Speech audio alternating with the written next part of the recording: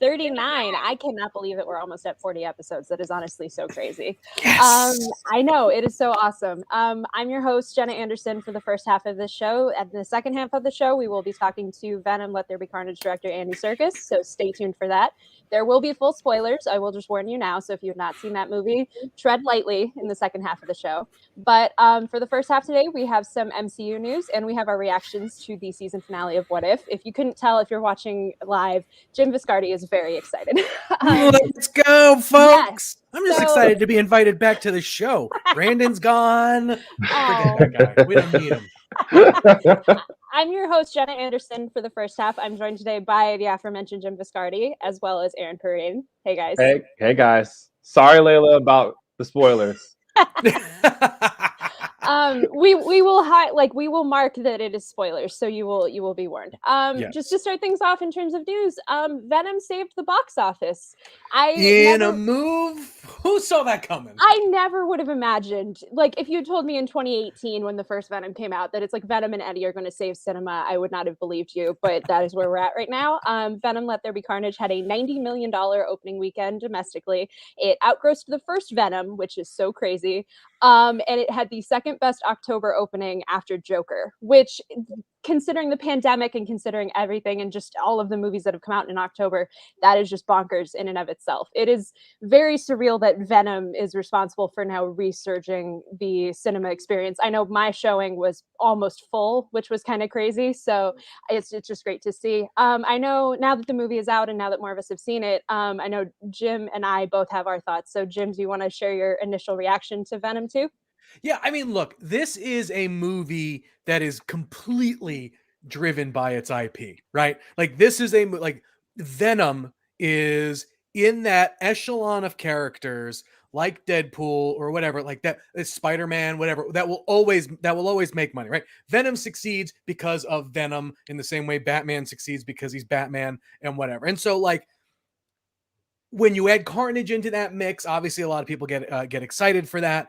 And so, like, the box office is surprising in the fact that in really more the amount. I think we all expected this movie to do well because, like, literally, like, just because of the aesthetic and all of that. This is also a movie that was driven by its post-credit scene, right? And so when information got out, and look, and Sony was smart. They held fan screenings. When you hold a fan screening, you know there is no holding back secrets from your movie there. And so once that gets out, people want to see it to believe it. And so that's all. That also plays a big factor in this. All eyes are really going to be on this second weekend. I think it's tough because we are getting Bond this week, and so that I'm sure is going to eat into the Venom box office. But Venom has done pretty well this week. Like I said, honestly, it's going to be one of those things that I think lives or dies by word of mouth, and will also. I'm more excited because of the first movie grew exponentially overseas, and it's really going to be, man, an interesting ride on where all of this goes. The movie is a movie, right? Like, there are aspects of this movie. When I watch this movie, you can tell that there is another movie there that I don't think we got to see, in the sense that they really pushed the envelope on the violence in this movie. And it's one of, like, almost to the point where you feel like there has to be more, but like they needed to keep a PG-13 rating, so that stuff got left on the cutting room floor. Will we ever find out if that is true or not? Maybe. Who knows? But it's been a really interesting thing to see, right? Like, this is, again, a movie that is really truly driven by its fan base.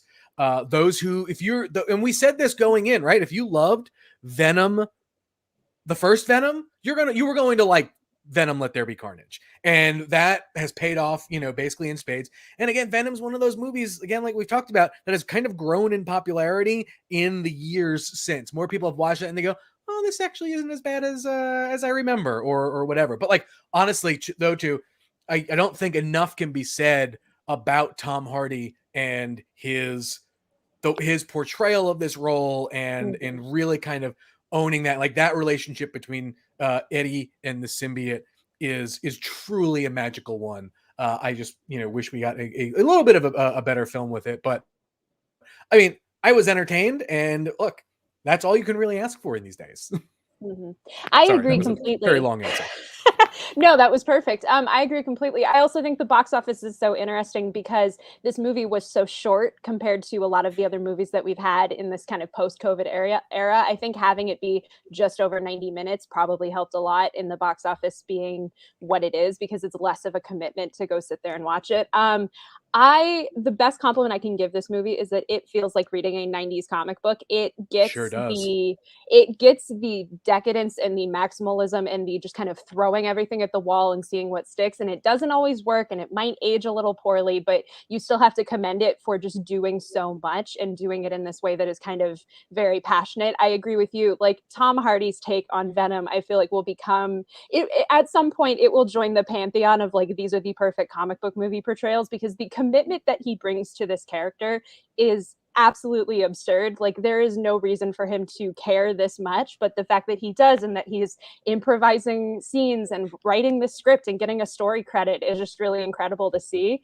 So I enjoyed the movie purely in the sense of like just being able to sit there and enjoy it in all of its absurdity. I thought that was just really fun.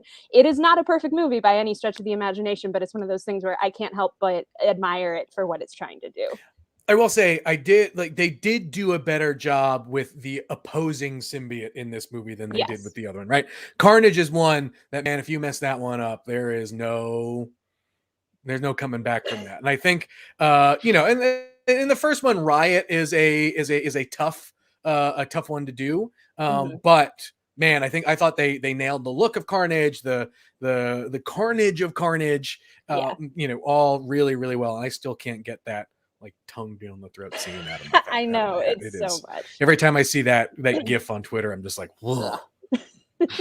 Yeah, I completely agree. But yeah, so that's our initial thoughts on Venom 2. Obviously, if you want more of the back half of the show, we'll have you covered with Andy Serkis.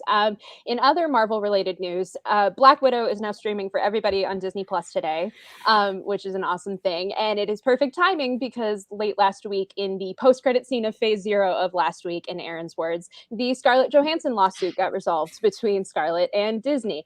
It is reportedly for more than $40 million.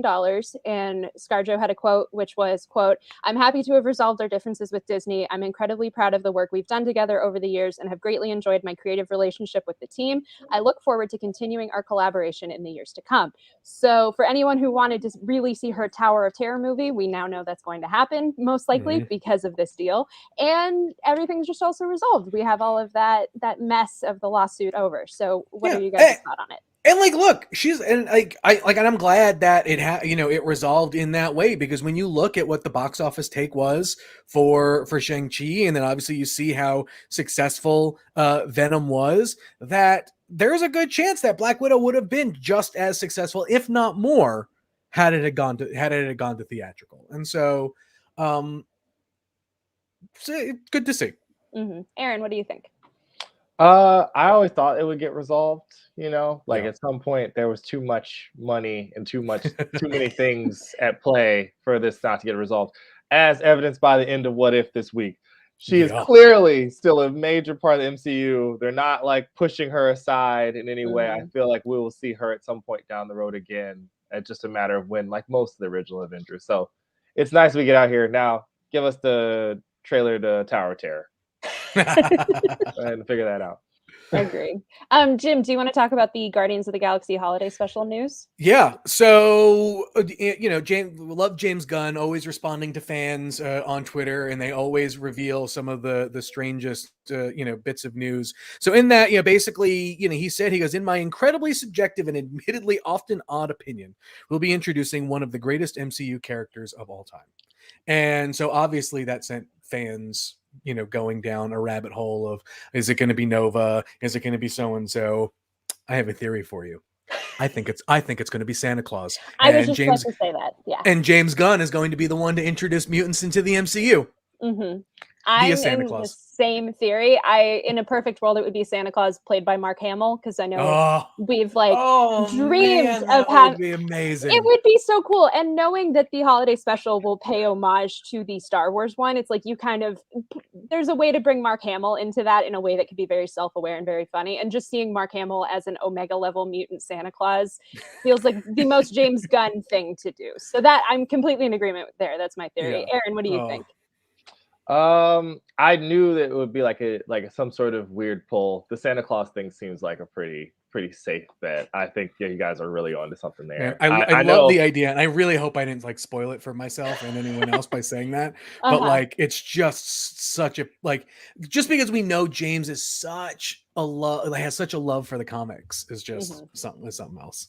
Yeah. Sorry, Aaron, I didn't mean to cut you off.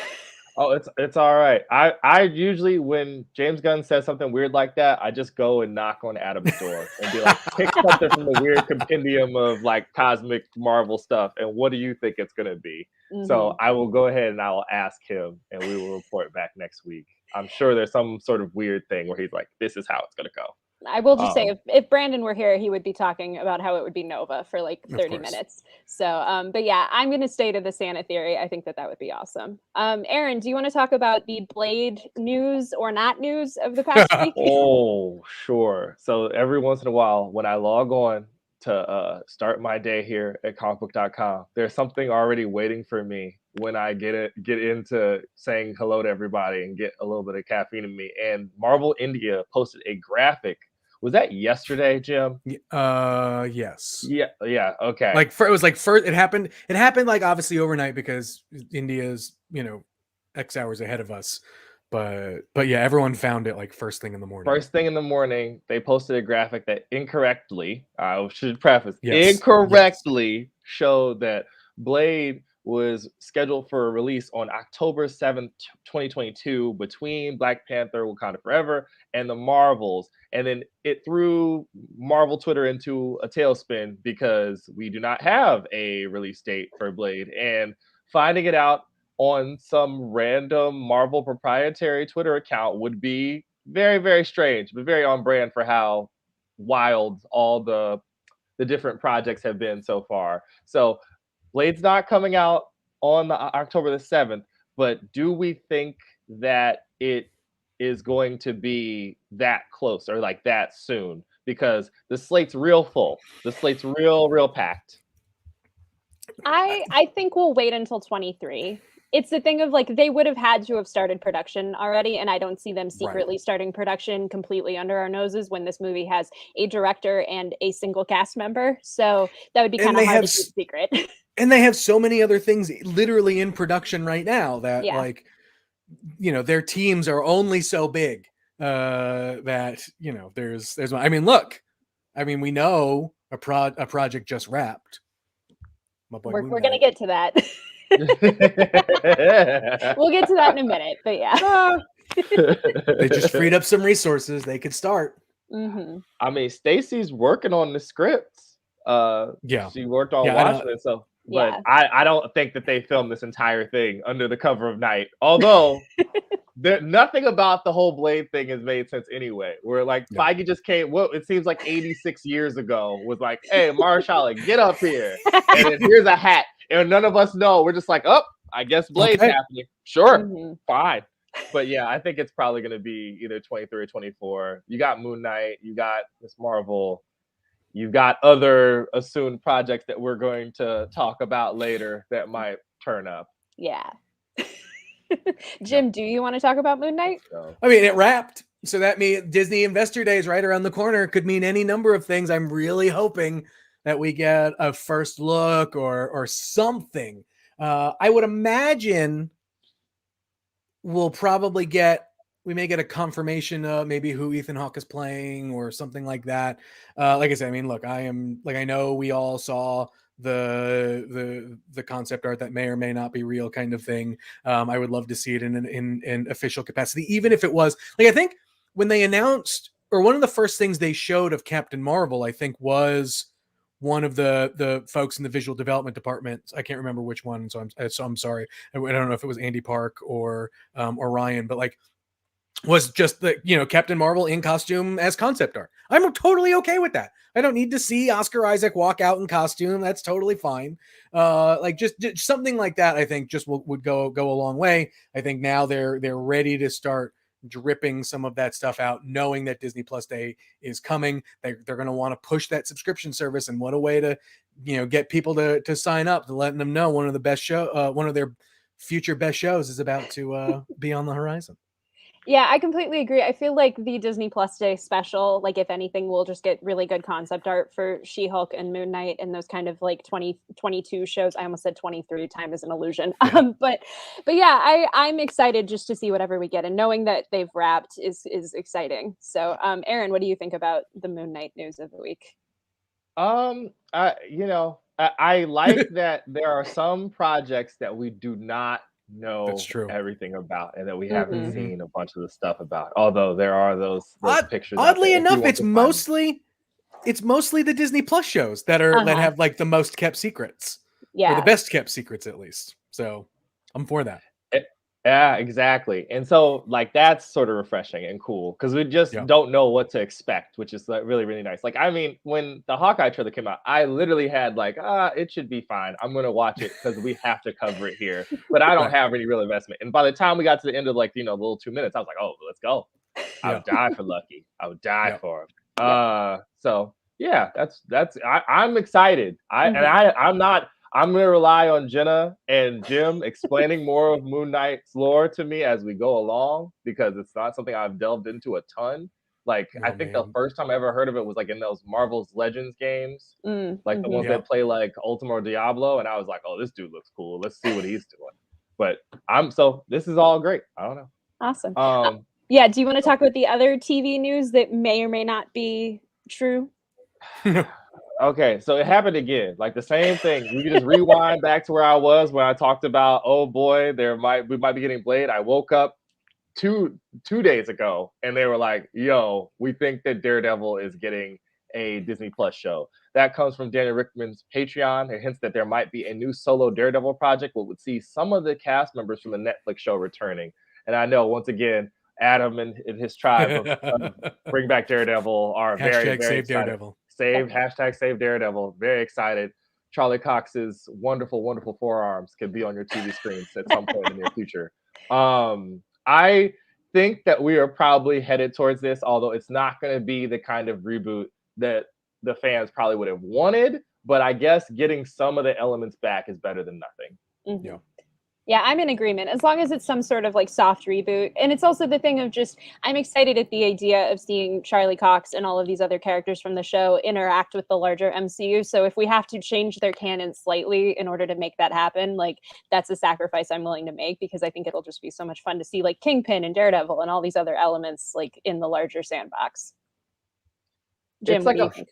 Oh, go ahead, Jim. Yeah, I mean, look, I think like, if the rumors are true, it looks like that they're already going to be seeding to that, right? And so it would make total sense, right? Daredevil was one of Netflix's biggest hits. So why wouldn't Disney Plus, why wouldn't Disney want more of that? Now, like I said, like it'll be interesting to see what they do with the tone, because Netflix had a very distinctive tone, but there are plenty of other Daredevil stories that are not necessarily that tone, or there are other ways. Like we know how dark Disney is willing to go. We saw it in Falcon and Winter Soldier. We've seen it, in bits and pieces here and there. And so I'm hoping we get a bit more of a mix there, if it ever comes to fruition than we maybe have gotten in the past. But I mean, look, I would love to see more Kristen Ritter as Jessica Jones, and I would love to see more Mike Coulter as Luke Cage. I mean, they were great performances, and I think that crew deserves another chance for the limelight. I completely agree. So before we get into the Andy Serkis interview, the What If finale debuted today, and obviously there's a lot to talk about. So Aaron, you're at the top of the board, so why don't you share your reactions? Richard, give us a spoiler banner. Yeah, spoiler warning. Spoiler warning. So I enjoyed it. I guess I was not expecting it to resolve so cleanly. It was very, very interesting that it resolved like, oh, and this set of stories is over, and you guys don't have to worry about that. But there were a lot of weird things. Like when people said that this was going to be as important as the live action shows, I was like, my eyebrows did raise. I'm like, how are you going to do that?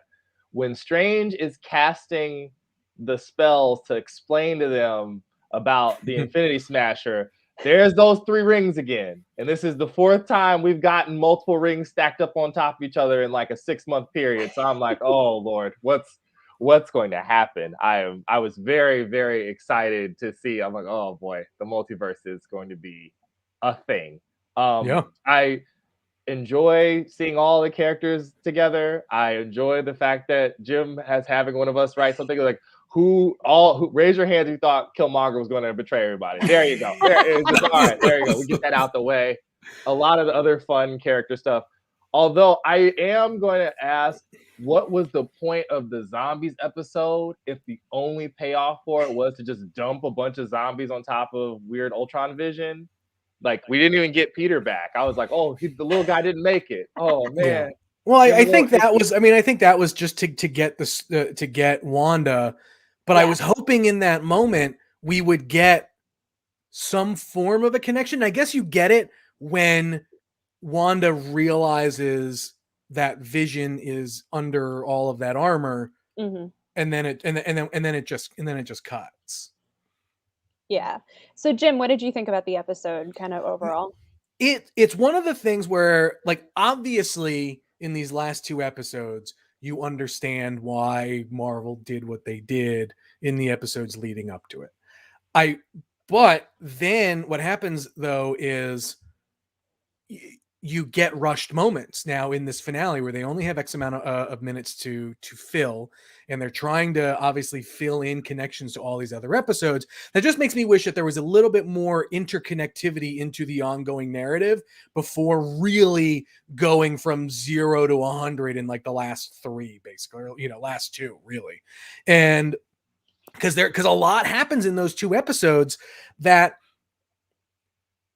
the last 2 episodes feel like an Infinity War Endgame kind of scenario that they basically crammed into 8 weeks, where it took the MCU 10 years, right? And so there's these weird, like, just these little things where they could have expounded a bit more or give a bit more gravitas to some of the character moments, I think, if they had tried to kind of connect it throughout the whole season. Now, I'm sure there are reasons why and whatever. And like, look, not my show. I didn't write it. And I think that everyone who the whole creative team did a fantastic job. But the last 2 episodes were the wild ride I was expecting for this series. And so, I think the ending. Yeah, I saw a lot of people be like, "Oh, well, this whole series was a waste. It has no implications on the MCU," and that is the furthest thing from it. Like, where we previously thought a door was closed, it is now not. It's not even cracked open. It's like halfway, basically, because the thing that the Doctor Strange character does at the end of that movie is now a looming threat. I hope, right? Because that is it's a weird MacGuffin kind of thing to have out there, just looming for people who may want that kind of redemption because of what we got in Age of Ultron, or just like Arnim Zola's face in Vision's torso is a great visual and super, and like a really interesting just piece to kind of add that. But the idea that there is a Strange out there that is powerful enough to create these pocket dimensions that he needs to keep an eye on, maybe a thing we see coming sooner than we think, right? Like that is like it is, and that's what Marvel does best. Those are the things that that kind of seeding that we'll do. I think it helps set up for What If Season 2. I think it helps set up for some of the things that we know are going to come in Spider-Man and in Doctor Strange, which makes this required watching. I also think, too, to an extent, you can watch the last 2 episodes of What If and kind of be totally fine. Like, if you just are okay with the fact that there are going to be other versions of these characters, all put together, it's great. And I just want to see live action Jeffrey Wright as the Watcher. So please, Marvel, please make that happen. Yep, completely in agreement there. I agree with both of you. Like, I think the episode had a lot that I liked. I feel like there were elements that were definitely a little bit more rushed than they could have been. I would have taken like half as many jokes from Party Thor if it meant we would have gotten a little bit more of Gamora, because Gamora, I wanted more of that version of Gamora. I think that universe, I know that might have been like the episode that was like cut due to COVID or whatever, but I wanted to see more of that universe, and I feel like what we got was just so little. But I think there were so many elements that were so cool, like the visuals in that third act fight when Captain Carter is on top of Ultron, like ripping off the robot helmet to get to Vision inside. Like, that was just such a cool looking shot. So much of the cinematography was just on another level, and I really enjoyed Captain Carter and Natasha's dynamic in both universes. I think that was really cool. I like the BFF of it all because we have to kind of be Disney about it. But I know me and Jamie will probably have a new ship coming out of this episode. But yeah, I think that this was a really interesting finale, and I think that the elements that are kind of at play now, it will be really interesting to see, like in season 2 and in Multiverse of Madness and where we can kind of go next, because I feel like there's so much potential there. Yeah. But yeah, do y'all have anything else to add about What If before we take a break and go into I love that they put Captain Carter in her own version of the Winter Soldier costume, because that's my favorite costume of all time. And so I definitely loved seeing that. It was a nice little nod and Easter egg. Yeah. And but yeah, no, I mean, look, I think overall this series is a definite mixed bag. And I know there are folks who want to just write off the entire series because of that, and I think that's unfair. I mean, look, we've all had our criticisms of this show. I'm not saying the show is entirely redeemed in the last 2 episodes, but the last 2 episodes to me were a ton of fun to watch. Way more fun than the other episodes. I get why they had to do it. I just wish there was a different way, but it's a thing where like I said before, the questions that it opens has me excited. Aaron, do you have anything else? The whole magic side of things is. I definitely saw the Nat and her friendship and yelled, "That's bait." I was like, "That's bait." I'm like, okay. The days of Tumblr have taught me anything. I'm like, oh no. So that was interesting. I guess the weird parts of like the Infinity Stones apparently work outside of their universes. It's a weird. I don't know. It's a weird thing. I think I almost wonder if this was written. I don't know if I'm gonna say if it was written before Loki, but there's definitely, I think we look. I think we have an opportunity coming up where that's a question we can ask, right? Like, what are the rules of the Infinity Stones? And we'll see if we get one. But yeah, I mean, like that was a. We knew, I guess we knew that they obviously work differently in other universes, and maybe they don't work in the TVA because no magic works in the TVA. But if that's the case, then I feel like Ultron jumping from multiverse to multiverse and just basically, having superpowers everywhere also doesn't necessarily line up. And so that is a very big question to ask. Mm-hmm. Yeah, I feel like that, like, Marvel doesn't raise a question that big and not answer it at some point. So I feel like we will eventually get all of that kind of figured out. But I mean, what a way to put the Infinity Stones back in play. No kidding. We thought that they were gone, and nope, they're here. Yeah, we thought they were paperweights, and now we suddenly care about them again. And if you want more What If discussion, we might have guests on the show next week that might be tied to What If. I think the details are still being ironed out, but if you stay tuned to the Phase Zero Twitter account, we will provide updates as they come about. But yeah, we're going to take a quick break, and after that, you will get to see Brandon's interview with Venom Let There Be Carnage director Andy Serkis. So stay tuned.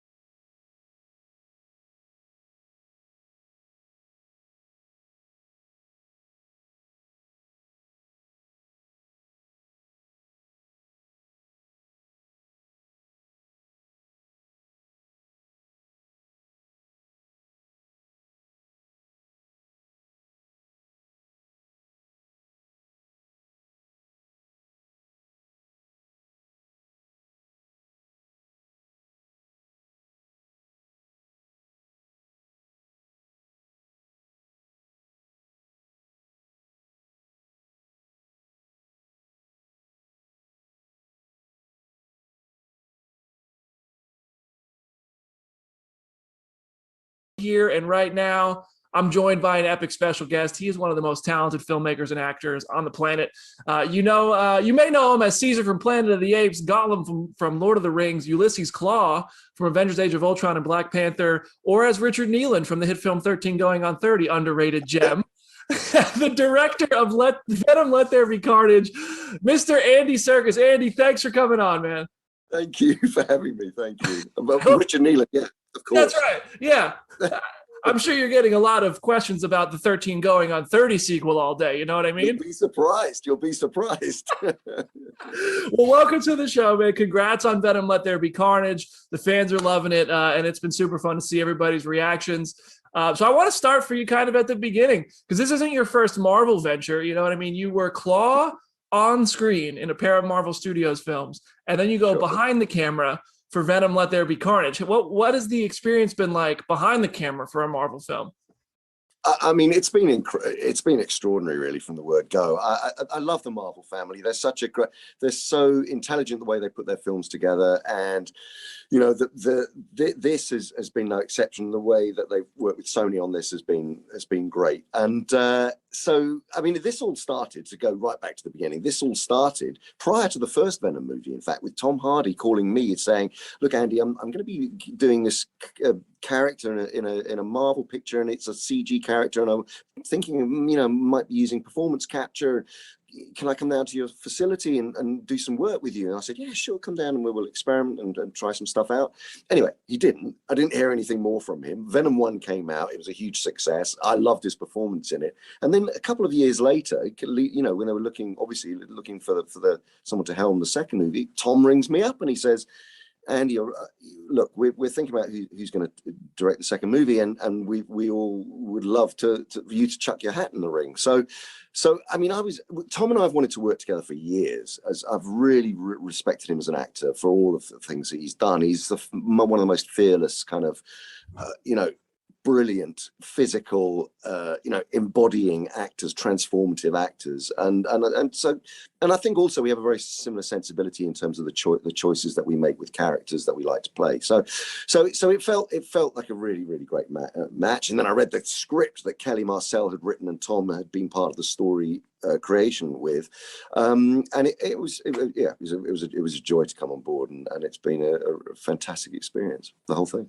I love how that comes together. It's cool that I didn't know you guys had those conversations that long ago. I also, I noticed, you know, Woody's involved, and you worked with Woody Harrelson on the Planet of the Apes films. Did that help convince you at all? Oh, of course. I mean, Woody is one of those extraordinary actors. There's, you know, he's just a brilliant human being, first and foremost, and an exceptional actor who is able to, he's able to play the darkness of Cletus Cassidy and yet play vulnerability and humor in equal measure and completely entrance you with that. And so it was I knew it was going to be a special ride working with him again. I mean, obviously, like you say, I'd worked with him on the Apes movies, and looking into his eyes as Caesar and the character that he was playing in that, you know, we became quite good friends, and so it was lovely to be able to you know, to take that further into this movie. So it was wonderful. Yeah. So the first one you met, I mean, the first Venom movie was a huge success. Fans loved it. It made a bunch of money. It clearly warranted a sequel. What did you look at from the first one and decide, like, these are the things I want to keep, these are the things I want to do more of? Or, you know, on the contrary, what were some things you were like, maybe we could do without that? Like, how did you kind of look at that and make decisions that informed your sequel? Well, first off, I loved the first movie, and I loved the choices that Ruben Fleischer had made, and I think he you know, that the kind of the setting up of the origin story was done really well and expertly. And I think it's kind of interesting. One of the big challenges was for this second movie was tonally, where do we want to go?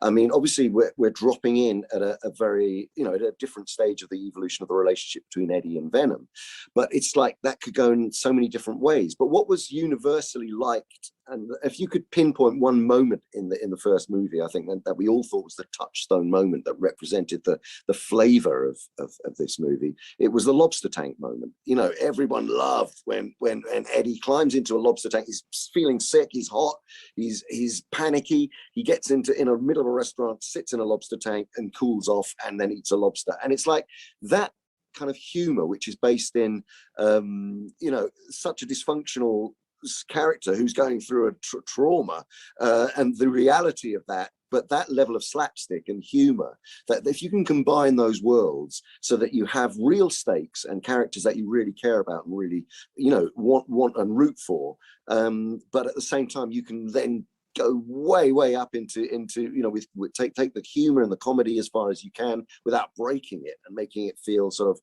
self, you know, commenting on itself, where you don't really care about the characters anymore. You know, that was always the challenge for this. So that was one part. Obviously I was stepping into the situation when, like I say, where you're 2 years down the line, they've been living on top of each other. It is the 7-year itch or the odd couple phase of the relationship, and they're driving each other insane. They can't live with or without each other. But then so that was a great thing to unpack and explore. But then we had the you know, the intervention from the greatest nemesis character from Marvel Comics, as far as I can see, which is Carnage. You know, and so to devise that character, help devise that character, kind of sort of visually bring that character to life, change the palette of the movie, and also the ratio, the aspect ratio. We made, you know, I wanted a much taller frame, so that you could, when the two symbiotes come to fight each other, you know, there was space for them to do that.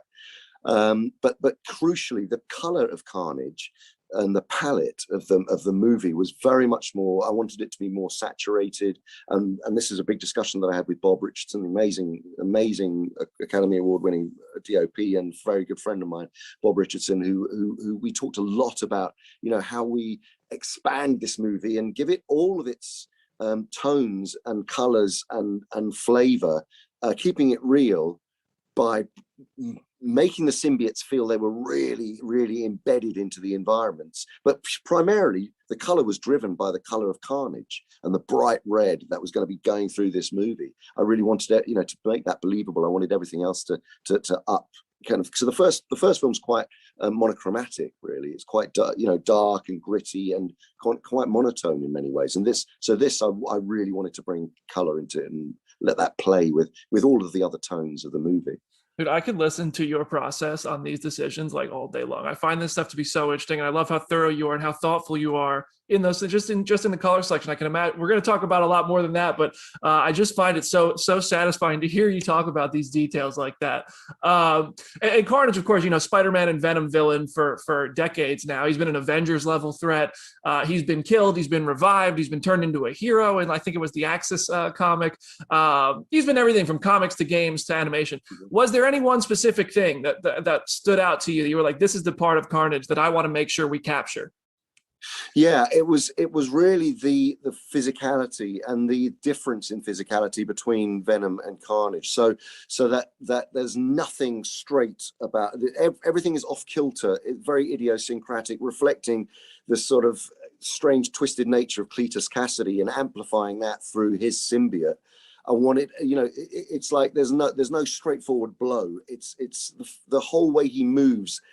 There's no sort of bipedal walk, really very little. There's a little bit, but not much bipedal walking of this character. He moves by using tendrils. He can transform. He's a shapeshifter. He weaponizes and you know, uses these. He's kind of much more like a creature that can literally shift his shape and turn into mist. He can change his whole molecular structure, turn into whirlwinds, turn into, you know, all of these different things. And that was, and so we went through, and I went through specifically lots of panels from all of the comics to break that down and see you know, where you can go, or where we wanted to go with that. And then worked very closely with our amazing visual effects team, headed up by Sheena Dougal, who you know, and then really kind of forensically went into how does the musculature work, what is the flesh kind of density. It feels like it's a combination of tough kind of crab-like shell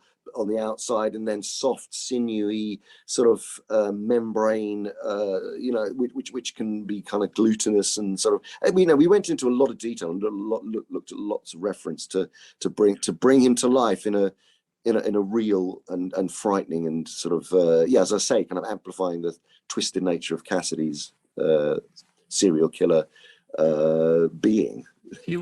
Carnage looked awesome. I got it. Like Carnage looked so good. So you guys nailed it on that.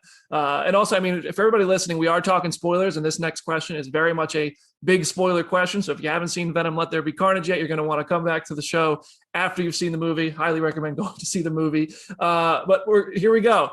Speaking of bringing Carnage to life, we also kill him. You know what I mean? And it's funny to see the moment where Venom says what he said. I'm going to address that line next, but I want to hear first about the decision to have Cletus and Carnage killed off. Like I know those decisions can't be easy to make.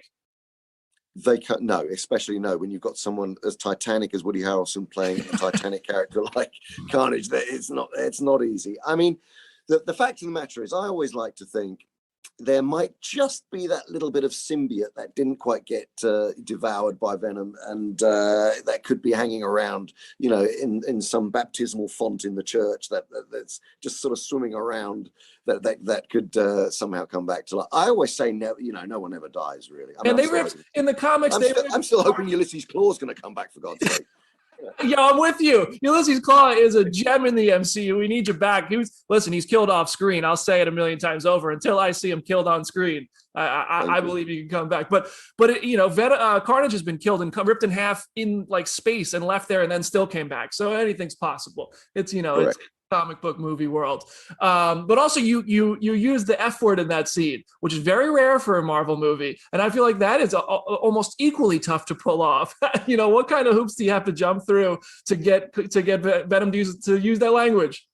Well, you know, you're allowed. The authorities allow you to have, for PG-13, you're allowed to have one F-bomb word, and so that's where we used it. We saved it for that particular moment.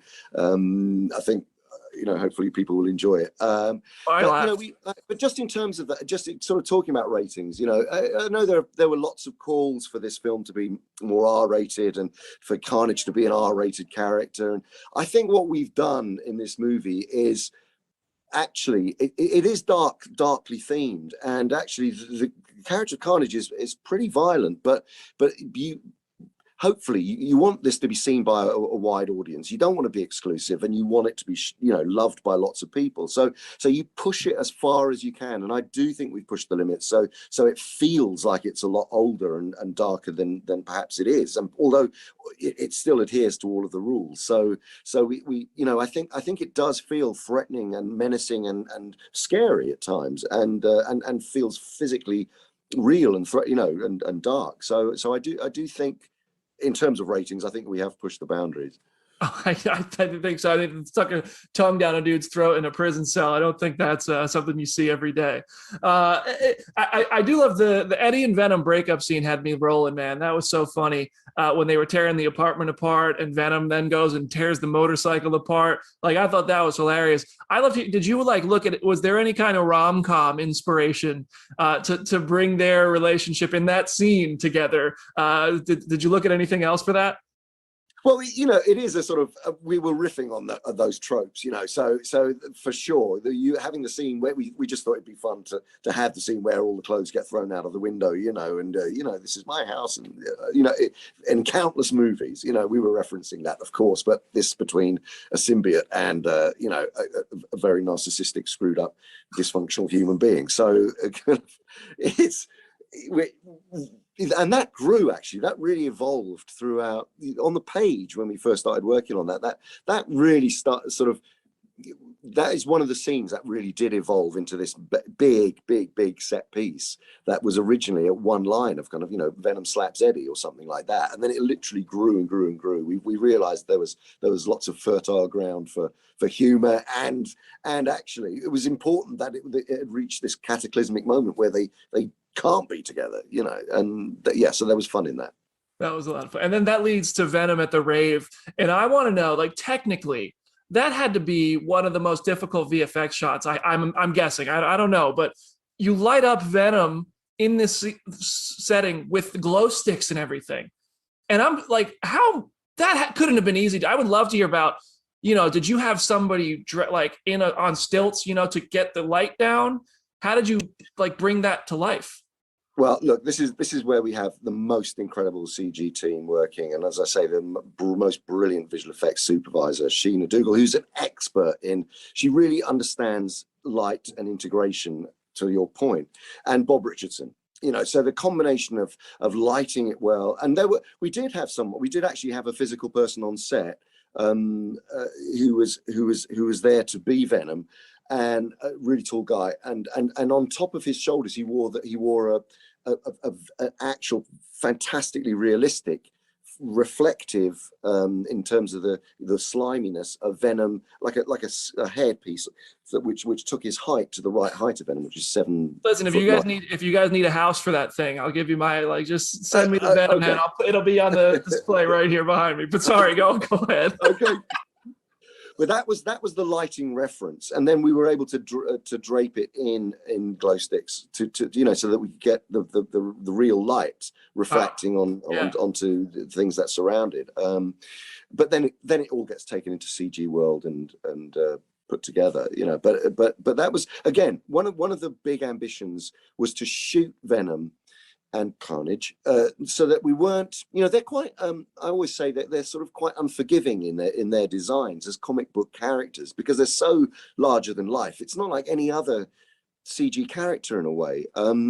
Their colors and their scale and their size and their big mouths and the eyes, that to get expression, they really had to act. They really had to act in this movie, and so with Bob, we had a lot of discussions about shooting very shallow focus, so that the drop, the drop off was felt intentional, and that you weren't just celebrating these CG characters when they came, like, I'm a CG character, when they come on, that they really blended into the environments, and that was something that we were all very mindful of.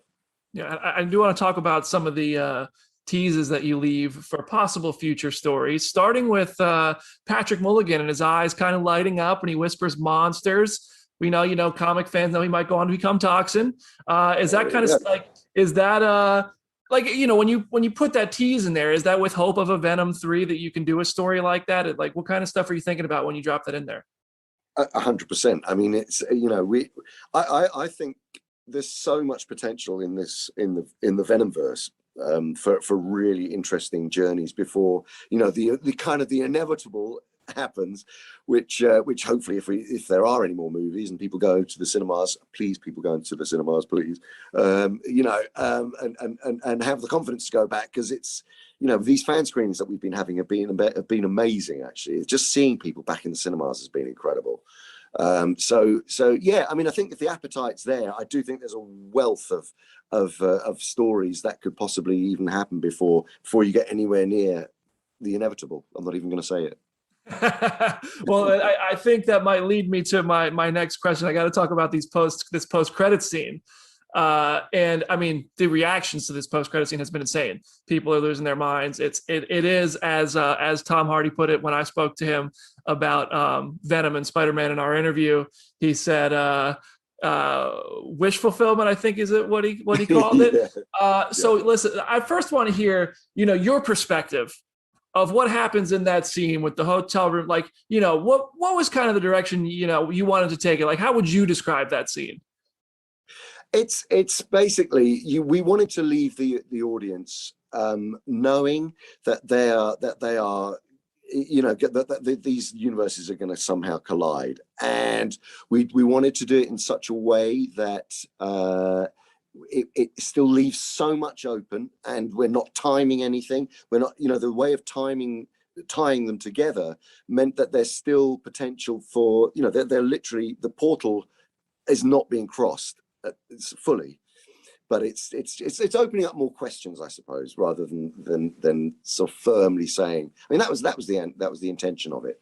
Right. It is a tease. It's a tease in the fullest sense of the word. It's a really good tease. And I'm so curious, because I know, like, when you become part of this big puzzle and these things all fit together, one thing leads to the next, you have to collaborate. Like the room changing, like when you kind of have to develop the look of how the room is going to change. Did you have to collaborate with other people as such moments may happen for other characters in the future? Like, as like the multiverse blows open in all of these different franchises, Like, was there a collaboration? Was there kind of directors and producers working together to make sure things matched up? Yeah, I mean, there's certainly lots of discussion about exactly, what material can be shown. There was a lot of fine detail discussion involved in that, for sure, definitely. Yeah, and so in theory, then Eddie and Venom could go have another adventure somewhere else, and then they could come back for Venom 3 in this universe we've been following, and like just kind of continue on, right? I mean, that's how the multiverse, right? Is, in your opinion, is that how the multiverse works? I think exactly that. Yeah. Yep. That's cool. Listen, people are fired up about that, so I think that's you guys knocked it out of the park on that credit scene. I want to go back to Carnage Venom and Eddie's relationship, because in comics this is a relationship that they actually have a little symbiote baby together. And in this movie, they kind of, I think they make the reference to it that they have their first child here in Carnage by accident, because, that is a product of Venom. Did you ever was that kind of like a wink and a nod, or do you think that that's something that you could still do in the future? Oh, no, it was definitely. I mean, I think we were definitely out there saying that. It is. The fact of the matter, and this goes back to sort of Venom wanting. He actually really loves Anne. He really is fond of Anne, and he wants them to get back together because he wants his bloodline to continue. So he's thinking 2, 3, 4, 10 steps ahead of the game. Venom is, but no, I really love the notion that Carnage is the spawn of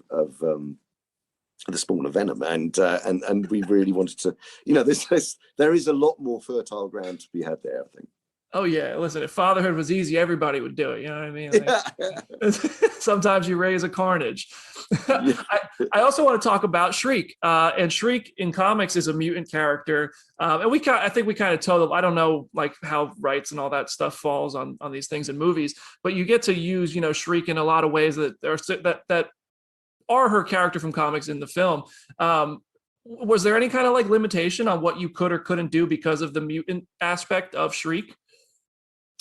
Well, we were very keen to kind of locate her in, as she is in the comics, go into her background. I think that was the route, because really, when you look thematically at what our movie's about, it's a lot to do with the dysfunctionality of early childhood and being brought up in a less than loving environment. And so there's Eddie's relation.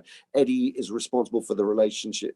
His mother died on giving birth to him, so that sets up the relationship with him and his father. That's the connection that Cletus has with him in terms of his terrible upbringing, the brutalization of him as a young child. And the same with Shriek. She's bullied and ostracized and made to feel worthless, and become in the comics she's a drug addict, and so it was important for us to set up that the ground rules of all of those characters as real emotions and real journeys that then you can springboard off and go into the humor, all of the other stuff, but to have all of those ground rules truly reflect the comic, what's in the comics was very important when Kelly and Tom were writing the script. So if Sony and Marvel were to say, we love it, we want to go with Venom 3, how long will it take you to bring it to the world? How much time do you need from the jump to delivery? Well, this one, they started working on this pretty much immediately as Venom 1 came out, and it was a success. So that's, I think the thing is, I think Kelly and Tom have been thinking about what is the next stage of the journey anyway. They would have had some plans for where they could possibly go after this. It's yet to be formalized, but I know that they've certainly had discussions about where. Right. Well, you've got to when you're going into a franchise, you've got to think about the arc. Of course, you can't think about them just individually. Oh yeah, and I know us fans, we appreciate when you plant those seeds. Those are the things that we pick up on, that we're like, oh, I want to see this grow, I want to see this blossom, things like that. So, and you guys did that really nicely. And a couple other things I want to talk to you about before I let you go. I mentioned earlier, I love your portrayal of Claw. I think Claw in the MCU is one of my favorite villains Marvel Studios has ever delivered. I wish we had more of him. Dude, he's so good. You're so energized in that role. And you brought it back for What If recently. How was it? How was it slipping back into the character for a voice role? It was, yeah. I mean, it's kind of, well, it's kind of interesting seeing it in a different format. You know, it's really, it kind of, I love it. I mean, I think it looks, I think it looks really great in that world. It looks really, really cool. Yeah, I hope that one way or another, the multiverse allows us to see you as that character more and more. And dude, you're just one of the most talented people. I've I remember watching kind of your lessons on how to do the Gollum voice. I think it was on one of the Tonight shows or Jimmy Kimmel Live or something. I was just like, man, he makes it look so easy. That stuff's incredible, dude. So watching you bring that character to life and bring this movie to life. And next, one of the next movies we're going to see you bring to life is Alfred in the Batman. And I'm sure you can't say much about that, but how has that experience been? You've been a part of all these franchises, dude. You're just collecting them like Infinity Stones. I feel so blessed. I mean, I feel so lucky to have been able to play in all of these amazing, in all these worlds. It's. I don't know. I never ever thought that I would be in this position where I've been able to play kind of such, I suppose, different characters and go into the worlds and exist in these different. It's been an extraordinary journey so far, and hopefully it'll continue. And I'm enjoying doing more. I'm loving directing, and I want to do much more of that. So a combination of acting and directing for sure. I'm not going to stop acting, but I'm really enjoying this part of the journey at the moment. Sort of bringing, working with so many talented people and bringing these stories together. Getting to bring your vision, I bet, is really fulfilling. Yeah. Yeah. I do have an Alfred question for you. You're Alfred. This is a character that we've seen iterations of in the past, all very different. We've had Jeremy Irons, who's like super hands-on. You have Michael Caine, who is a mentor early on and kind of stays behind the scenes. How does your Alfred stack up? What kind of originality did you bring to it? Well, I can't. I look, in all honesty, I can't talk about it. But what I will say is that I know that Matt Reeves' film is going to be an extraordinary version of the Batman. I mean, it really is. He's such an incredible filmmaker, and I know that he has worked so long and hard, and it's going to be. I think it's going to blow people away. I really do, and I really don't want to spoil it for anybody. But that's totally fair. I respect it, because that ends up being the headline everywhere if you say anything about it, and I respect you playing it safe. So last thing for you. If Spider-Man and Venom collide, who you got? Look, I think it's going to be messy, whichever way it turns out. I would hate. I fear for Spider-Man, quite frankly. Listen, I do fear for him. I just saw Venom take down Carnage. That's no easy feat. So Spidey, I also saw Tom talking about he's got his little Spidey legs hanging out of his mouth. Tom wants to eat Spider-Man. So. I know. Listen, Andy, it is an absolute privilege to speak with you. Thank you so much for coming on, and congrats on the movie, man. It's a lot of fun. Oh, thanks, man. I'm glad you enjoyed it. All right. Listen, I look forward to seeing you again sometime. Look forward to it. Thank you. All right, man.